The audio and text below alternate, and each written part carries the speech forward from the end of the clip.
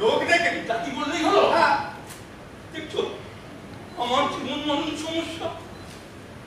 ঠিক আছে আমি একলা দেখো। তাহলে হয়ে যাবে।